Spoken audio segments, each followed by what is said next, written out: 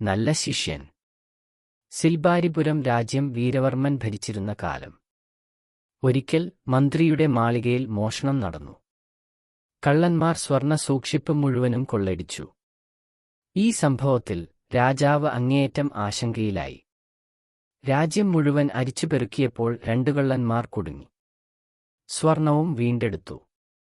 അവർക്കു ജീവപര്യന്തം ഇരുണ്ട തടവറവാസം വിധിക്കുകയും ചെയ്തു. പക്ഷേ രാജാവിനെ കൂടുതൽ കോപാകുലനാക്കിയ കാര്യം മറ്റൊന്നായിരുന്നു. രാജ്യത്തെ പ്രധാന ഗുരുകുലത്തിൽ പഠിച്ച ശിഷ്യന്മാരായിരുന്നു ഈ 2 കള്ളന്മാരും.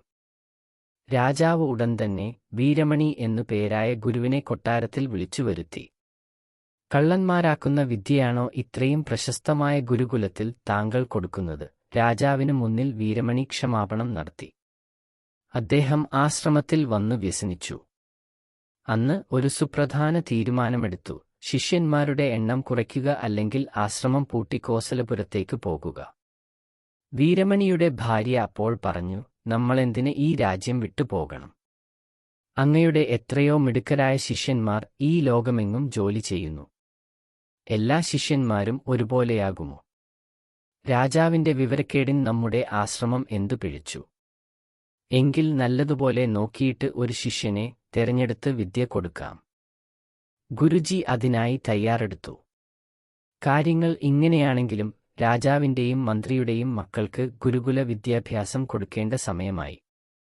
വീരമണിയുടെ അടുക്കലേക്ക് തന്നെ കുട്ടികളെ വിടാൻ കൊട്ടാരത്തിൽ നിന്ന് തീരുമാനമായി. കുട്ടികൾ അടുത്ത ചിങ്ങമാസം തുടങ്ങിയപ്പോൾ ഗുരുകുലത്തിൽ ചെന്നെങ്കിലും അവരെയെല്ലാം ഗുരുജി മടക്കി അയച്ചു.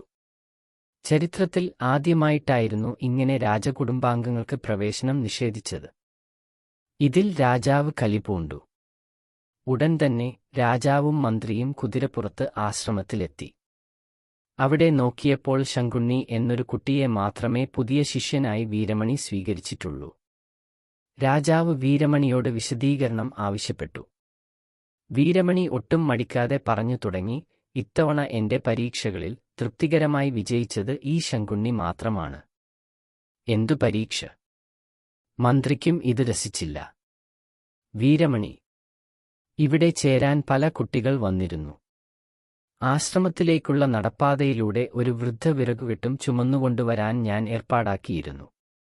ഇങ്ങോട്ടുള്ള പല കുട്ടികളും ഒന്നു സഹായിക്കാതെ കടന്നുപോയി. അവരെ ഞാൻ ശിഷ്യരാക്കിയില്ല. മന്ത്രി, ആരും സഹായിച്ചില്ലേ? വീരമണി, ഏതാനും കുട്ടികൾ സഹായിച്ചു. പക്ഷേ അടുത്ത ഘട്ടത്തിൽ പിന്നെയും കുറച്ചു പേർ തോറ്റു.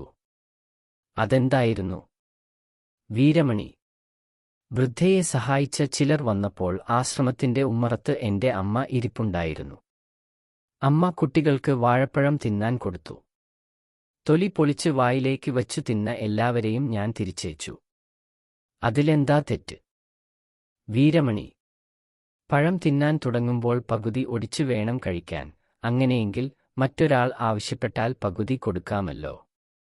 അതിൽ എത്ര പേർ വിജയിച്ചു? വീരമണി, ഏതാനും കുട്ടികൾ അതിലും ജയിച്ചു. പിന്നീട് അവരോട് നാളത്തെ പൂജയ്ക്കുള്ള കുറച്ച് പൂക്കൾ കൊണ്ടുവരാൻ ആവശ്യപ്പെട്ടപ്പോൾ മിക്കവാറും കുട്ടികളും പൂക്കൾ കൊണ്ടുവന്നു. പക്ഷേ 4 കുട്ടികൾ പൂമുട്ടുകൾ സമർപ്പിച്ചു. എന്താ അതിന്റെ പ്രത്യേകത?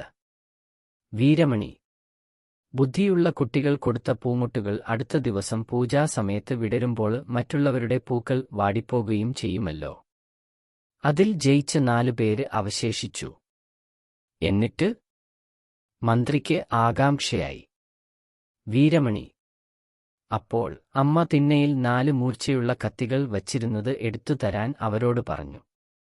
പക്ഷേ അതിൽ ഒരു കുട്ടി മാത്രമാണ് വായ്ത്തലയിൽ പിടിച്ചുകൊണ്ട് പിടിയുള്ള ഭാഗം അമ്മയ്ക്ക് നീട്ടിയത്. രാജാവ് പറഞ്ഞു, ആ കുട്ടികൾ അമ്മ പറഞ്ഞത് അനുസരിച്ചല്ലോ. പിന്നെന്താണ് പ്രശ്നം? വീരമണി പറഞ്ഞു, മറ്റുള്ളവരെ മുറിവേൽപ്പിക്കാതെ കത്തിക്കൊടുത്ത് കരുതൽ കാണിച്ച മനസ്സ് ഈ നിൽക്കുന്ന ശങ്കുണ്ണി മാത്രമാണ് കാട്ടിയത്. കാര്യം ഗ്രഹിച്ചു രാജാവും മന്ത്രിയും ക്ഷമാപണം നടത്തി അവിടം വിട്ടു.